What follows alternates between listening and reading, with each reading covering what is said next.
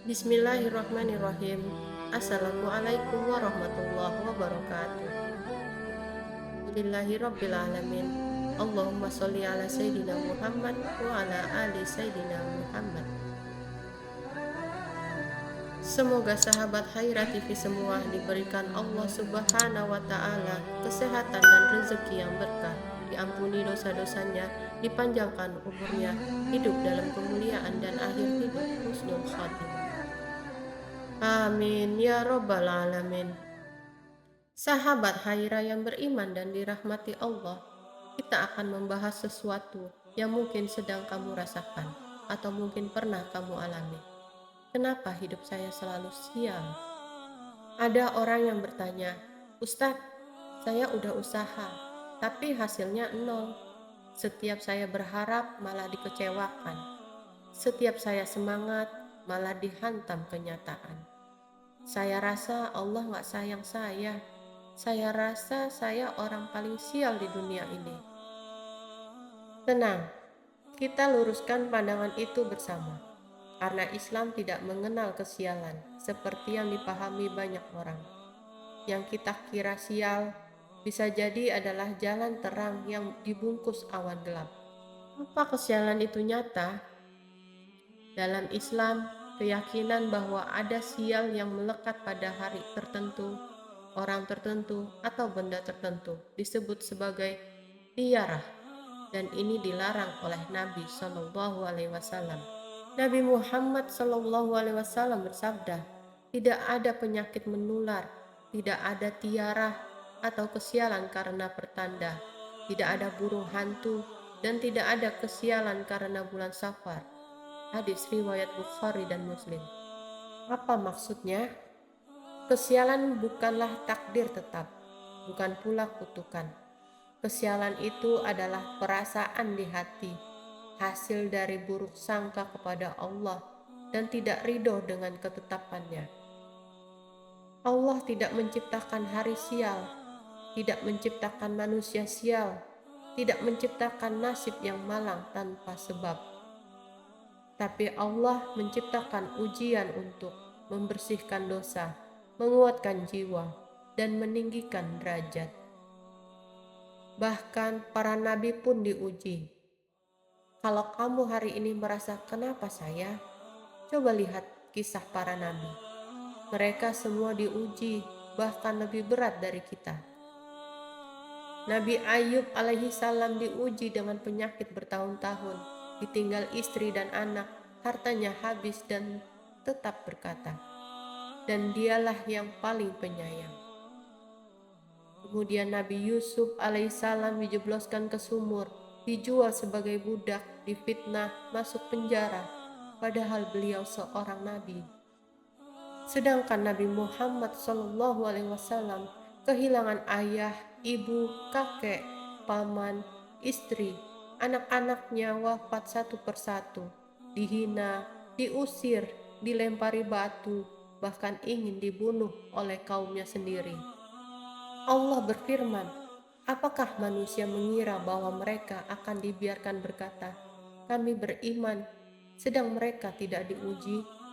Quran Surat Al-Ankabut ayat 2.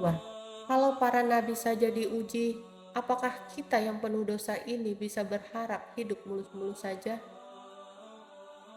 Sahabat Haira yang beriman dan dirahmati Allah, hidup tidak selalu lurus, tapi Allah tidak pernah pergi. Seringkali kita mengukur hidup dari apa yang terlihat. Seperti, kalau saya kaya, berarti saya disayang Allah. Kalau saya sakit, berarti saya dikutuk. Kalau saya gagal terus, berarti Allah benci saya. Padahal Allah berfirman, boleh jadi kamu membenci sesuatu, padahal itu baik bagimu. Dan boleh jadi kamu menyukai sesuatu, padahal itu buruk bagimu. Allah Maha mengetahui sedang kamu tidak mengetahui. Quran Surat Al-Baqarah ayat 216. Hidupmu yang hari ini terasa berat, bisa jadi adalah jalan Allah memurnikan niatmu. Gagal dalam usaha, mungkin Allah sedang menjauhkanmu dari rezeki haram. Putus cinta, Mungkin Allah sedang mengosongkan hatimu dari cinta yang salah. Dihianati, mungkin Allah mau kamu lebih bergantung padanya, bukan pada manusia. Allah tidak pernah salah memberi takdir, kita saja yang sering salah memaknai. Oleh karena itu, bersabarlah dan bersyukurlah sebagai kunci hidup orang yang beriman. Nabi Muhammad SAW bersabda, "Sungguh menakjubkan urusan orang beriman. Semua urusannya baik. Jika mendapat nikmat, ia bersyukur. Itu baik baginya. Jika tertimpa musibah, ia bersabar. Itu juga baik baginya." Hadis riwayat Muslim. Berarti tidak ada istilah sial dalam hidup orang yang beriman. Kalau senang, dia bersyukur. Kalau sedih, dia bersabar. Dua-duanya adalah pahala besar. Itulah keajaiban iman, menjadikan semua rasa menjadi ladang pahala. Hidup itu ujian, bukan hukuman. Allah berfirman, "Kami akan menguji kalian dengan sedikit rasa takut, lapar, kekurangan harta, jiwa, dan buah-buahan. Dan berilah kabar gembira bagi orang-orang yang bersabar." Quran Surat Al-Baqarah ayat 155. Kalau Allah sedang mengujimu, itu bukan karena Dia benci, tapi karena Dia ingin mendekatkanmu. Seperti guru yang memberi ujian kepada muridnya, bukan untuk menyiksa, tapi untuk menaikkan kelasnya. Sahabat Haira yang beriman dan dirahmati Allah, doa-doa orang yang terluka lebih didengar oleh Allah. Dalam sebuah hadis qudsi, "Aku bersama prasangka hambaku kepadaku."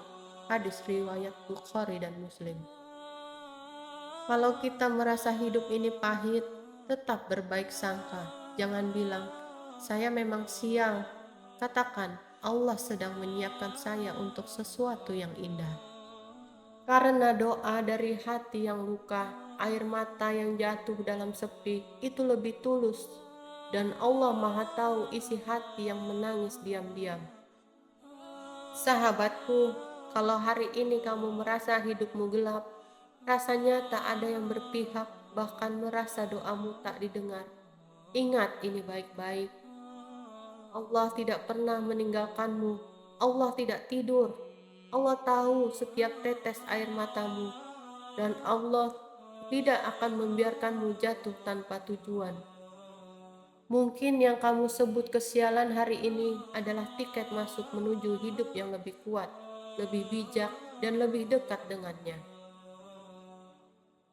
Sahabat Haira yang beriman dan dirahmati Allah, mari kita berdoa. Ya Allah, jika selama ini aku sering mengeluh, ampuni aku. Jika selama ini aku merasa Engkau tidak sayang, ampuni aku. Jadikan setiap luka yang aku alami sebagai penghapus dosa-dosaku. Ganti semua rasa hancur ini dengan takdir yang indah dan ridho-Mu. Dekatkan aku denganmu, karena hanya Engkau satu-satunya yang tak pernah mengecewakan. Amin ya Rabbal Alamin. Demikianlah apa yang saya sampaikan, semoga bermanfaat untuk kita semua. Sampai jumpa lagi di video selanjutnya. Wassalamualaikum warahmatullahi wabarakatuh.